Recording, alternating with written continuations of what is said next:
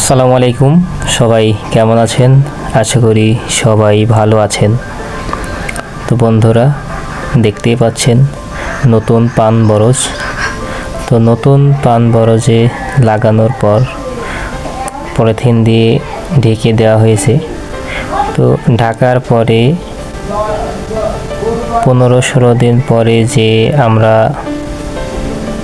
যে স্যাঁচটা দিয়ে থাকি, মাটিতে যে স্যাঁচটা দিয়ে থাকি, এই স্যাঁচটা দেখানোর চেষ্টা করব আপনাদেরকে যে আমরা কিভাবে স্যাঁচ দিয়ে থাকি। তো আজকে 15 দিন হয়েছে এই লতা লাগানো।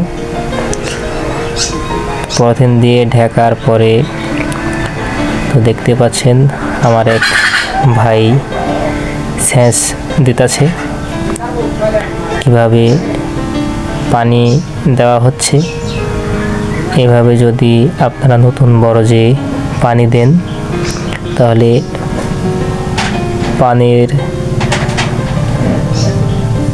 সংখ্যাটা সব জায়গায় ছড়িয়ে যাবে এবং যে লতাগুলো আছে এই লতাগুলা অনেক সুন্দর সফল হয়ে কিন্তু পলিথিনের ভিতরে বেড়ে উঠবে। যেই সময় বেড়ে উঠবে তারপরে আপনারা এই পলিথিনটা তুলে দিতে পারবেন।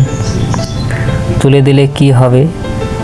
তুলে দিলে যে পরগুলো আছে এই পরগুলা হাওয়াটা খাবে।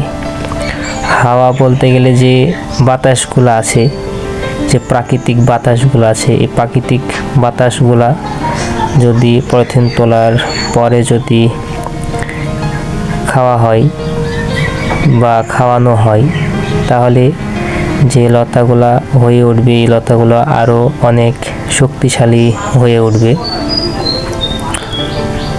তো এই কারণে কিন্তু পলিথিনগুলো তুলে বাতাস বা হাওয়া খাওয়ানো হয়। তো দেখতে পাচ্ছেন এটা আমার বরাব্য হয়, এলাকার পাড়াপড়শিত যে বরাব্য হয় এই বরাব্বুর পান বরজ।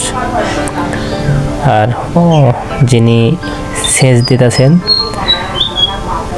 সেটা হলো আমার বরাব্বুর ছেলে।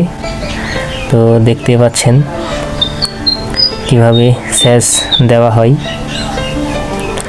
এইভাবে যদি আপনারা আপনাদের নতুন পান বরজে যদি সেচ দিয়ে থাকেন তাহলে অবশ্যই সেচটা সুন্দরভাবে দিয়ে থাকবেন।